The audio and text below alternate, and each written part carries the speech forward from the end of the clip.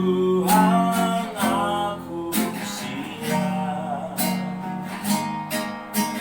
penuhi aku dengan roh, ku rindu lawakanmu,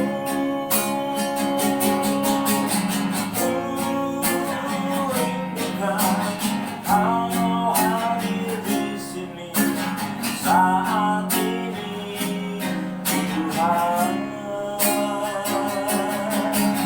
Ku rindukan Roh-Mu mengurapi saat ini, Yesus.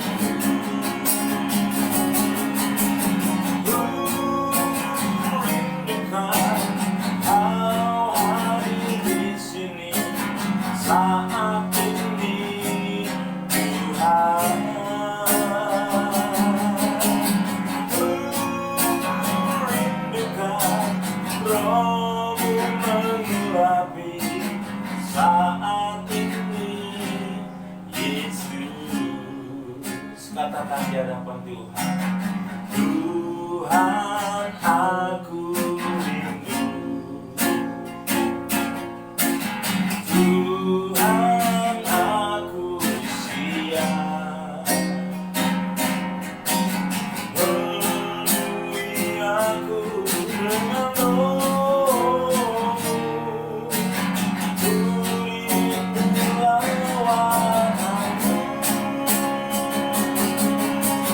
ku rindukan Kau hadir di sini saat ini, Yesus. Ku rindukan Kau mengurapi saat ini, Tuhan. Kami rindukan, ku rindukan Kau hadir di sini saat ini, Tuhan. Ku rindukan Roh-Mu mengurapi saat ini, Yesus. Saat ini, Yesus. Saat ini, Yesus.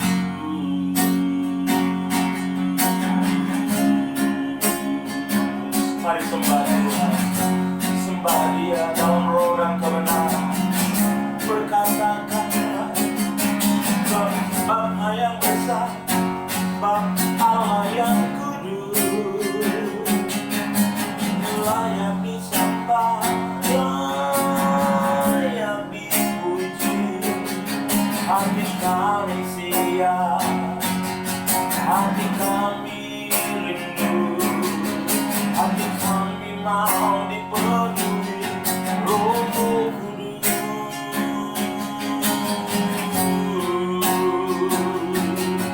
Kami datang, kami mau datang menyembah-Mu. Oh,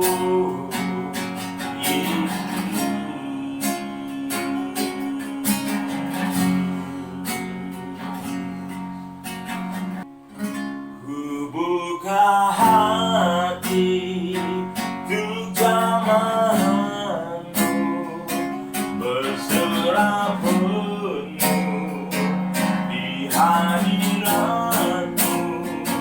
Kau ambil alih seluruh hidupku di altar-Mu, menyembah-Mu. Buka hati untuk jamahan-Mu, berserah penuh di hadirat-Mu. Kau ambil alih seluruh hidupku di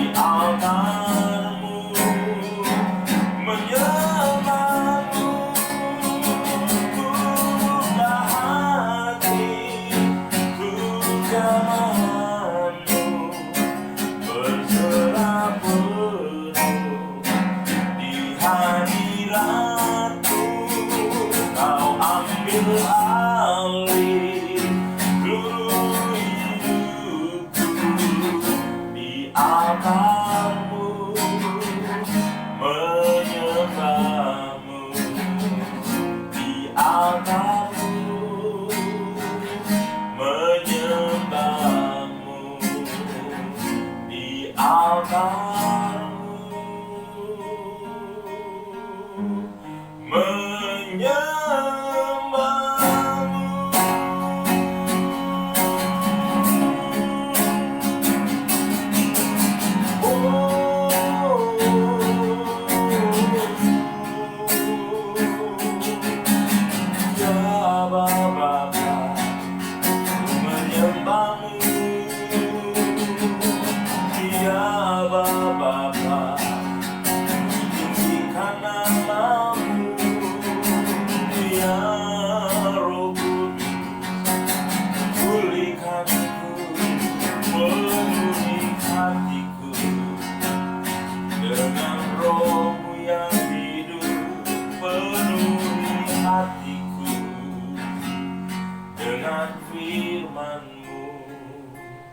bless the Lord, oh my soul, oh my soul, worship His holy name.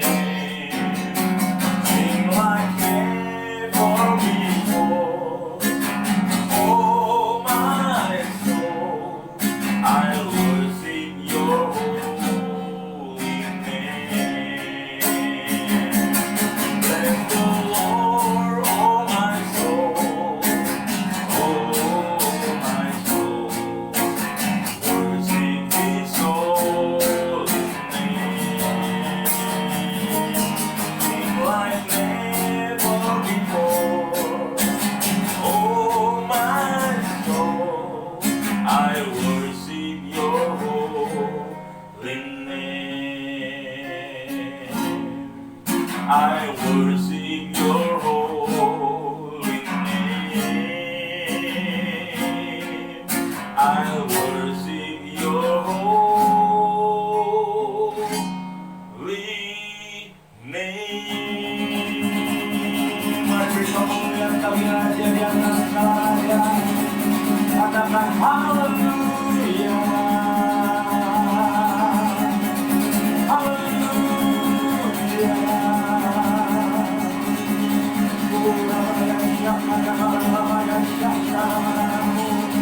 Yang lemah dikuatkan, yang sakit disembuhkan, yang buta melihat, yang lumpuh berjalan, yang tuli menenang, di dalam nama Yesus, di dalam nama Yesus. Hamba berdoa, memuji dan memuliakan nama-Mu. Engkau menjamah setiap hamba-hamba yang mengikuti ibadah kali ini, yang ada di setiap rumah, dimanapun berada. Tuhan Yesus menjamah. Dalam nama Yesus, kami siap mendengar firman Tuhan. Tuhan urapi kami, kuduskan kami, di dalam nama Tuhan Yesus Kristus. Amin. Mari kita satukan hati untuk mendengarkan firman Tuhan. Tuhan Yesus, terima kasih Engkau mengurapi kami ya Tuhan. Engkau memberikan hikmat, pengertian, sehingga ketika kami belajar akan tentang firman Tuhan, kami dapat memahaminya dan dapat mengerti sesungguhnya apa yang harus kami lakukan yang tepat sesuai dengan kehendak hati Bapa. Dalam nama Yesus kami berdoa dan mengucap syukur. Amin. Shalom, Bapak Ibu Saudara dikasihi oleh Tuhan Yesus. Kali ini kita akan kembali sama-sama belajar akan kebenaran firman Tuhan. Saudaraku, hampir seluruh gereja hari ini memberitakan tentang Pentakosta, atau hari di mana Roh Kudus dicurahkan atas semua murid-murid Yesus yang menanti-nantikan pencurahan Roh Kudus di loteng atas. Kita baca sebelumnya kebenaran firman Tuhan dari Kisah Para Rasul pasal yang pertama, mulai ayatnya yang ke-6 sampai dengan ayatnya yang ke-11. Kita baca. Maka bertanyalah mereka yang berkumpul di situ, Tuhan, maukah Engkau pada masa ini memulihkan kerajaan bagi Israel? Jawabnya, Engkau tidak perlu mengetahui masa dan waktu yang ditetapkan Bapa sendiri menurut kuasanya. Tetapi kamu akan menerima kuasa kalau Roh Kudus turun ke atas kamu, dan kamu akan menjadi saksiku di Yerusalem dan di seluruh Yudea dan Samaria dan sampai ke ujung bumi. Sesudah ia mengatakan demikian, terangkatlah ia disaksikan oleh mereka, dan awan menutupnya dari pandangan mereka. Ketika mereka sedang menatap ke langit waktu ia naik itu, tiba-tiba berdirilah 2 orang yang berpakaian putih dekat mereka dan berkata kepada mereka, Hai orang-orang Galilea, mengapakah kamu berdiri melihat ke langit? Yesus ini yang terangkat ke sorga meninggalkan kamu akan datang kembali dengan cara yang sama seperti kamu melihat dia naik ke sorga. Kasih Tuhan, ada beberapa hal yang menarik yang bisa kita pelajari hari ini dari kisah di mana saat itu Tuhan Yesus terangkat naik ke surga, disaksikan oleh murid-muridnya. Mereka berkumpul di suatu dataran dan mereka bersama-sama dengan mata kepala jasmani melihat secara langsung bagaimana Yesus dimuliakan dan naik ke surga. Namun sebelumnya didahului dengan sebuah pertanyaan yang cukup menarik dari salah seorang murid Yesus yang berkata, maka bertanyalah mereka yang berkumpul di situ, Tuhan, maukah Engkau pada masa ini memulihkan kerajaan bagi Israel? Hari itu Israel dalam satu kondisi yang boleh dikatakan tidak menentu, baik di dalam kehidupan perekonomian, pertahanan, bahkan secara religi. Mereka terpecah, mereka berserakan kemana-mana. Kita tahu bahwa orang Israel adalah orang yang diberkati Tuhan dengan kepandaian. Tetapi karena kepandaian jugalah yang membuat mereka akhirnya terpecah. Karena kepandaian mereka jugalah yang membuat mereka akhirnya hidup di dalam kekhawatiran bahkan. Sama seperti murid Yesus yang bertanya, maukah Engkau memulihkan kerajaan bagi Israel? Tetapi jawab Yesus apa? Engkau tidak perlu mengetahui masa dan waktu yang ditetapkan Bapa sendiri menurut kuasanya. Seringkali kita orang Kristen bertanya, Tuhan, maukah Engkau memulihkan aku?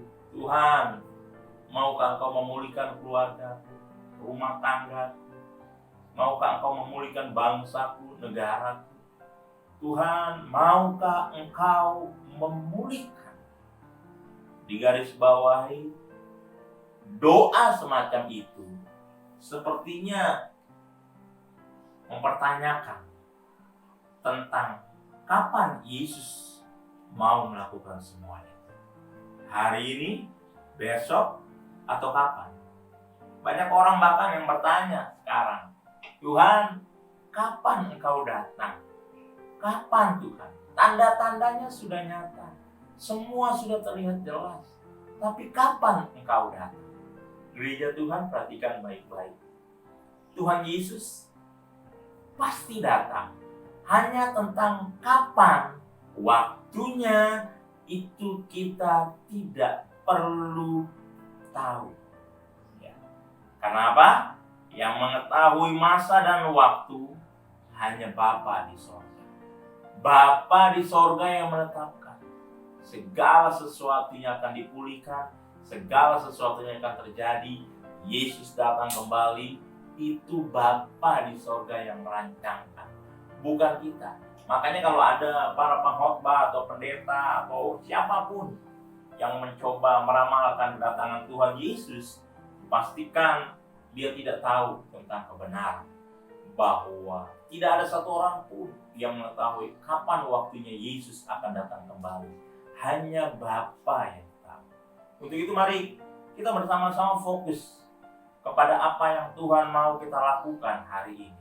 Kita tidak usah memusingkan Yesus kapan datang. Yesus pasti datang. Kita nggak usah bertanya lagi, Tuhan Yesus, apakah Engkau mengasihi aku? Tuhan Yesus, apakah Engkau mencintai aku? Saya mau kasih tahu Bapak Ibu Saudara sekalian, Tuhan Yesus mencintai saudara semua. Tuhan Yesus mengasihi kita semua. Bahkan ada yang bertanya sama saya, Pak, kalau misalnya saya rajin ke gereja, apakah dengan demikian Tuhan semakin sayang dengan saya? Pak, apakah kalau saya banyak di hadirat Tuhan, katakanlah 2 jam sehari, 4 jam sehari berdoa, memuji, menyembah, apakah Tuhan akan lebih sayang kepada saya? Pak, kalau saya baca Alkitab 4 pasal setiap hari, apakah Tuhan akan sayang sama saya? Jawabannya adalah Tuhan tidak perlu menjawab semua itu, karena Dia sudah membuktikannya di atas kayu salib.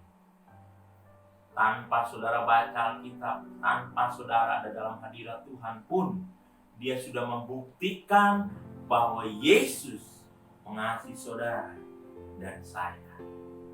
Kalau kita rajin baca Alkitab, itu artinya kita yang lebih lagi mencintai Dia. Kalau kita lebih sering dalam hadirat Tuhan, itu artinya kita yang lebih lagi mengasihi Dia. Kalau kita sungguh-sungguh mau melakukan apa yang Bapa kehendaki, saudara jangan pertanyakan apakah Dia berkenan sama kita. Tapi itu membuktikan kalau kita mengasihi Bapa. Jadi pertanyaan murid-murid Yesus hari itu sama dengan kondisi kita hari-hari ini. Tuhan bilang, masalah kapan, masanya, waktunya, hanya Bapa yang tahu. Kita tidak perlu lagi mempertanyakan, apalagi meragukan tentang kebaikan Bapa. Karena sesungguhnya tanpa kita meminta, Dia sudah berinisiatif untuk mati di atas kayu salib, membuktikan cinta kasih-Nya bagi saudara dan saya. Lalu saudara perhatikan baik-baik di ayat yang ke-8, tiba-tiba Yesus berkata, tetapi kamu akan menerima kuasa kalau Roh Kudus turun ke atas kamu, dan kamu akan menjadi saksiku di Yerusalem, di seluruh Yudea dan Samaria, dan sampai ke ujung bumi. Di sini Yesus tiba-tiba mengalihkan pembicaraan dari sebuah pertanyaan kepada sebuah pernyataan. Murid-muridnya bertanya, maukah engkau memulihkan bagi kami kerajaan Israel? Tapi Yesus di sini justru membuat sebuah pernyataan. Tetapi kamu akan menerima kuasa. Saudara perhatikan, ada sesuatu yang mungkin menurut saya pribadi itu adalah hal yang tidak terbayangkan. Orang menginginkan semuanya itu baik-baik saja. Orang menginginkan mujizat, orang menginginkan kesembuhan itu terjadi seketika. Tapi Yesus berkata, tetapi kamu akan menerima kuasa kalau Roh Kudus turun ke atas kamu. Dan tanda orang dipenuhi Roh Kudus itu adalah berdoa dalam bahasa roh. Orang yang dipenuhi Roh Kudus yang menerima kuasa, dia akan memiliki bahasa roh yang Tuhan berikan. Saya mencoba mengartikan di sini karena bahasa roh terdiri dari dorea dan karisma yang umum dan yang khusus. Maka saya pun mencoba memberikan sebuah penafsiran. Berbahasa roh itu bicara tentang bahasa kita dengan Bapa sendiri. Tidak ada satu manusia pun yang dapat memahaminya. Hanya Roh Allah yang mampu memahami. Terima kasih Tuhan. sering di luar sana jadi pertentangan tentang bahasa roh atau berbahasa lain. Kalau secara konteksnya dalam pertemuan jemaat, Rasul Paulus mengajarkan hendaklah salah seorang dari antara kalian meminta karunia untuk menafsirkan bahasa roh.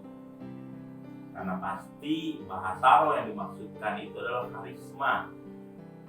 Dalam bahasa khusus, bahasa tertentu yang dapat diartikan. Tapi bahasa roh secara dore atau umum itu menunjuk kepada fungsi untuk membangun iman kita, seperti dalam 1 Korintus pasal 14. Saya di sana katakan untuk membangun iman kita. Kasih Tuhan, hal itu tidak perlu diperdebatkan, dipertentangkan. Karena itu bicara tentang kerinduan pribadi. Dan hal itu adalah sesuatu yang baik untuk kita miliki hari ini. Banyak berdoa dalam bahasa roh bagi yang percaya, bagi yang yakin, bagi yang sungguh-sungguh mau. Itu akan membangun imannya secara supranatural. Ada banyak hal yang bisa disaksikan dari dalam kehidupan saya secara pribadi. Ketika saya dalam beban berat, kesedihan, bahkan ketakutan.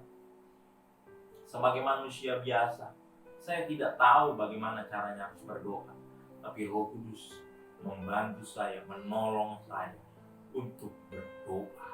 Roh Kudus memenuhi kehidupan saya dan mendorong roh doa saya keluar. Sehingga yang keluar, yang terucapkan seringkali tidak ada yang mengerti. Bahkan termasuk saya sendiri. Dan itu bukanlah sesuatu yang harus diperdebatkan. Kasih Tuhan, perhatikan baik-baik. Yang Yesus maksudkan adalah ketika kita menerima kuasa itu, yaitu ketika seseorang dipenuhi oleh Roh Kudus. Pribadi Roh Kuduslah yang berkuasa, yang memberdayakan kuasanya dalam diri saya, dalam diri saudara, dalam diri setiap orang yang percaya. Kita punya kuasa, kita punya otoritas itu. Karena apa? Karena Roh Kudus ada dalam diri kita. Caranya bagaimana? Sederhana. Kita buka hati kita, kita undang Roh Kudus masuk dalam hidup kita. Kita katakan, Roh Kudus penuhi hatiku. Maka saat itu juga Roh Kudus memenuhi hati saudara, hidup saudara. Ketika saudara dipenuhi Roh Kudus menginsafkan kita dari segala hal yang jahat yang mungkin masih ada dalam diri kita. Dan kita minta ampun, kita bertobat, dan Roh Kudus mengingatkan kita melalui firman-Nya supaya kita jangan kembali lagi kepada perbuatan dosa yang sebelumnya kita pernah lakukan. Itu fungsi keberadaan Roh Kudus dalam diri saudara dan saya.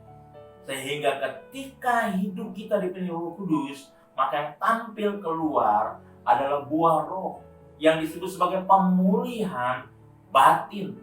Dan ketika seseorang sudah mengalami pemulihan batin, maka dia akan menunjukkan karakter ilahi. Ada kasih, ada kelemah lembutan, ada damai sejahtera, ada sukacita, ada kemurahan, kebaikan, ada penguasaan diri. Orang yang dipenuhi Roh Kudus, dia akan mengalami hal-hal yang mungkin secara nalar manusia itu nggak masuk dalam logika. Sebagai contoh, Yesus pernah berkata, jangan membalas kejahatan dengan kejahatan. Jikalau ada orang yang meminta bajumu atau kainmu, berikan semuanya. Berikan jubahmu. Bahkan jikalau ada orang yang menampar pipi kananmu, kasih pipi kirimu. Lalu kemudian gak sedikit orang yang nyinyir dengan berkata, oh gak bisa. Kenyataannya kalau kita ditampar pipi kanan, sakit bro. Kita harus balas. Kita harus kasih tunjuk sama dunia kalau kita bukan orang yang lemah. Bapak Ibu Saudara sekalian, saya mau kasih tahu. Ketika kita mengaku kita mengiring Kristus, di depan sesungguhnya sudah menanti yang namanya salib. Dan salib itu harus dipikul sama setiap orang yang mengaku dirinya pengikut Kristus. Itu salib yang Kristus berikan dalam diri saudara dan saya. Tapi percaya dalam Matius pasal yang ke-11 ayat 29 sampai 30. Di sana Tuhan Yesus berkata, "Marilah setiap yang letih, lesu dan berbeban berat, datanglah kepadaku, maka aku akan memberi kelegaan. Belajarlah kepadaku, pikulah kuk yang kupasang." Ya. Tuhan minta kita memikul kuk yang Dia pasang. Tuhan meminta kita memikul salib yang Dia kenakan dalam diri kita. Di sana ditutup dengan kalimat apa? Sebab bebanku ringan, enak. Aku lemah lembut, belajarlah kepadaku, kata Kristus. Jadi dengan kata lain begini, ketika seseorang dipenuhi Roh Kudus, dia menghasilkan buah roh, maka dia akan berhadapan dengan kenyataan bahwa dunia membenci dia. Dunia paling gak suka dengan orang-orang yang dipenuhi Roh Kudus. Percayalah. Kenapa? Karena ketika seseorang lahir baru, ketika seseorang mengalami kepenuhan Roh Kudus, waktu dia memunculkan buah roh, maka dunia ini gelisah. Dunia ini blingsatan melihat anak-anak Tuhan bangkit menjadi terang. Makanya Rasul Paulus pernah berkata kepada jemaat di Roma, pasal yang ke-12, ayat yang pertama, "Persembahkanlah tubuhmu sebagai persembahan yang hidup, yang kudus dan yang berkenan kepada Allah, sebab itu adalah ibadahmu yang sejati." Karena kita sudah mulai mempersembahkan kehidupan kita sebagai persembahan yang hidup, yang kudus dan yang berkenan kepada Allah, dunia melihat itu sebagai sebuah perlawanan. Dan di ayat yang kedua dia menegaskan kembali, "Untuk itu berubahlah menurut pembaharuan budimu, supaya kamu dapat mengetahui manakah yang berkenan kepada Allah dan yang tidak, yang baik dan yang buruk, yang benar dan yang salah." Kita bisa tahu waktu akal budi kita diperbarui. Dan saya mau kasih tahu Bapak Ibu Saudara sekalian, yang mampu merubah akal budi kita, yang mampu merubah cara berpikir kita, yang mampu merubah seluruh aspek hidup kita, itu hanya firman Tuhan. Makanya kalau seseorang rindu dipenuhi Roh Kudus, dia harus punya waktu bergaul intim dengan Tuhan melalui firman Tuhan. Tanpa firman Tuhan kita tersesat.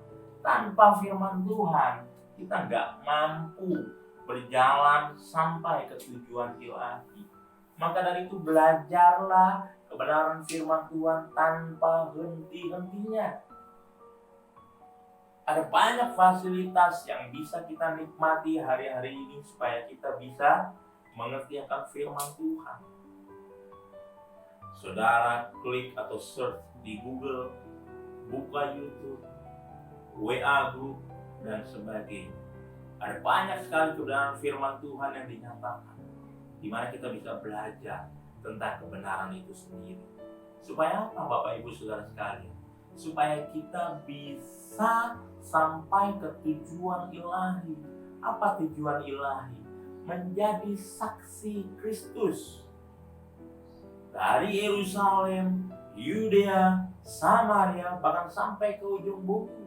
Dari dalam rumah tangga kita, saudara-saudara kita, lingkungan rumah tangga kita, bahkan sampai kemanapun saudara melangkah. Saudara dan saya menjadi saksi Tuhan. Memberitakan Injil tidak mesti dengan khotbah. Memberitakan Injil tidak mesti dengan berteriak-berteriak. Tapi perhatikan baik-baik. Saudara dan saya adalah surat Kristus yang terbuka. Dunia bisa membaca tentang Kristus melalui dirimu dan diriku. Dunia bisa melihat engkau dipenuhi Kristus atau tidak. Dari mana? Dari perkataan kita, dari tingkah laku kita. Kalau kata-kata kita kasar, kalau kata-kata kita tidak membangun, tingkah laku kita urakan, tidak tertib dan sebagainya, maka dipastikan dunia akan punya penilaian tidak ada Kristus dalam diri kita. Tadi di depan saya katakan, waktu seseorang dipenuhi Roh Kudus, dunia akan menolak, dunia akan membenci. Karena Roh Kudus akan menampilkan kuasanya dari dalam diri seseorang tersebut dengan perubahan yang mendasar, yaitu karakter, cara berpikir, berkata-kata diubah. Dunia nggak suka. Tapi di lain sisi, Bapak Ibu Saudara sekalian, dunia yang gelap ini menantikan perubahan itu dari diri setiap orang yang mengaku dipenuhi Roh Kudus. Di akhir zaman ini banyak sekali orang yang kalau bicara itu seenaknya aja. Lebih cepat keluar perkataannya daripada pikirannya. Lebih cepat meluncur kalimat-kalimat yang mematikan daripada pikiran-pikiran yang menjernihkan. Kenapa? Karena tidak lagi bergantung sepenuhnya kepada Roh Kudus. Banyak orang frustasi, banyak orang stres, banyak orang mengambil suatu keputusan yang di luar kebenaran firman Tuhan.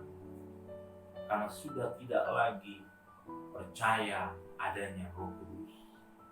Padahal kekasih Tuhan, di dalam 1 Korintus pasal 10 ayat 13, firman Tuhan berkata, pencobaan-pencobaan yang kamu alami adalah pencobaan-pencobaan biasa yang tidak melebihi kekuatan manusia, sebab Allah setia dan karena itu Ia tidak akan membiarkan kamu dicobai melampaui kekuatanmu.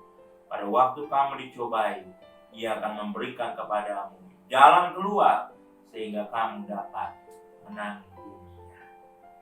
Jadi hal-hal yang kita hadapi termasuk yang namanya pencobaan itu pencobaan biasa semua. Tuhan gak akan melebihi pencobaan itu melampaui kekuatan kita.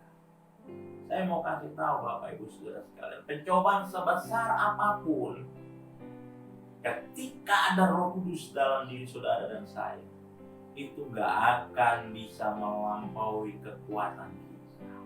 Makanya Rasul Paulus pernah berkata bahwa Injil Kristus adalah kekuatan Allah dalam diri. Orang yang mengandalkan Tuhan, orang yang tahu kebenaran firman Tuhan, dia akan punya kekuatan yang dari Allah. Jadi setiap pencobaan yang dihadapi tidak akan melampaui kebenaran firman Tuhan. Karena firman Tuhan penuh dengan kuasa, penuh dengan otoritas. Dia nggak akan pernah pergi dan kembali dengan sia-sia. Saya tutup dengan sebuah kesaksian Bapak Ibu Saudara sekalian. Saya bertumbuh dan besar, boleh dikatakan, di jalanan. Sejak usia saya 14 tahun, saya mulai mengalami satu kehidupan yang boleh dikatakan tidak jelas. Kesana, kesini, penuh dengan pergaulan yang buruk, penuh dengan pergaulan-pergaulan yang tidak lazim untuk seusia saya. Tapi itu harus saya hadapi. Karena hari itu saya sudah tidak punya lagi orang tua. Saudara banyak, tapi orang tua saya sudah nggak punya lagi. Sehingga saya yang menentukan bagaimana saya harus hidup. Sejak usia 14 tahun, boleh dikatakan saya punya kehidupan yang sangat-sangat liar. Tetapi tetap dalam hati kecil saya berpikir, Satu saat nanti saya akan jadi orang yang baik, orang yang benar, orang yang hidupnya normal. Puji Tuhan, seperti yang saudara saksikan hari ini, Tuhan mengubah kehidupan saya untuk menjadi seorang hamba Tuhan, untuk menjadi seorang pemberita kebenaran firman Tuhan. Bukan karena kuat dan gagah saya, tapi karena kasih Bapa yang menyelamatkan saya.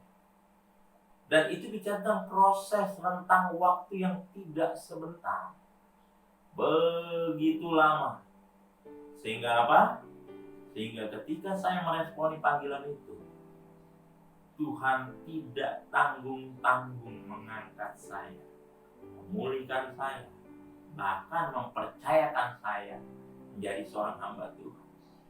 Saudaraku, saya tidak bangga dengan masa lalu saya.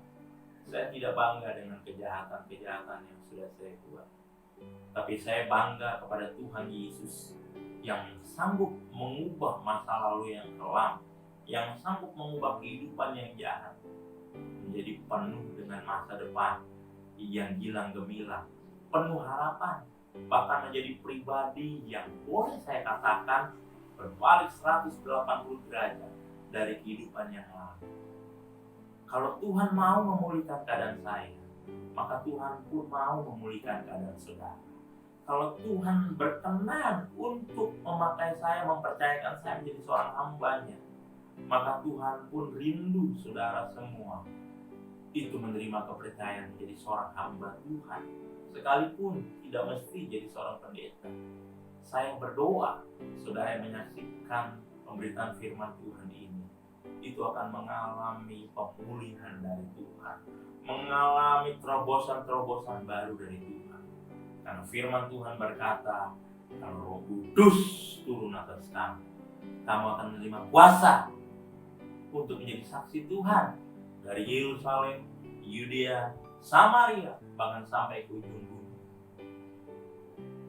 Dan kesaksian saya yang bagian paling terakhir, ketika Tuhan sudah mempercayakan saya untuk menjadi seorang hamba Tuhan, ada banyak sekali jiwa yang Tuhan berikan untuk dilayani, didoakan, Tuhan pulihkan, Tuhan sembuhkan, Tuhan bebaskan mereka.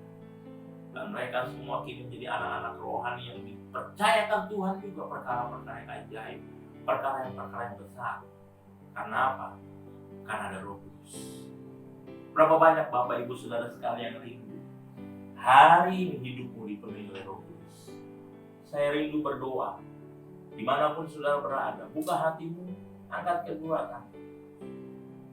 Bapak hamba berdoa biar setiap anak-anakmu yang menyaksikan tayangan ini, yang menyaksikan pemberitaan firman Tuhan hari ini, dimanapun mereka berada Tuhan, yang membuka hati mereka dan mengangkat kedua tangan mereka, penuhi mereka dengan Roh Kudus.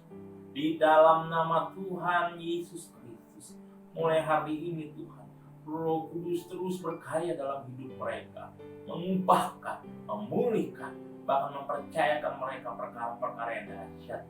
Dan mereka akan tahu bahwa ketika Roh Kudus turun atas mereka, mereka pun menjadi saksi Tuhan.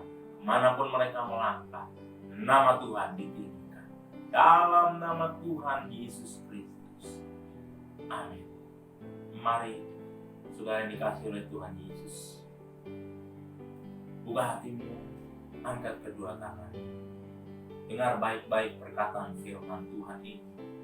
Bagi engkau yang melakukan setiap apa yang firman Tuhan katakan, Tuhan akan mengangkat engkau menjadi kepala bukan ekor. Hidupmu akan terus naik dan tidak pernah turun. Keluar masukmu disertai oleh Tuhan Yesus. Apa saja yang kau perbuat pasti berhasil. Nama Tuhan dipermuliakan. Terima segala rahmat, berkat, anugerah, cinta, dan kasih sayang dari Bapa di sorga, dalam Yesus Kristus Tuhan yang kita muliakan, dan dimateraikan dalam persekutuan yang manis bersama pribadi Roh Kudus menyertai setiap saudara dan saya, mulai hari ini bahkan sampai selama-lamanya. Yang diberkati bersama-sama katakan amin.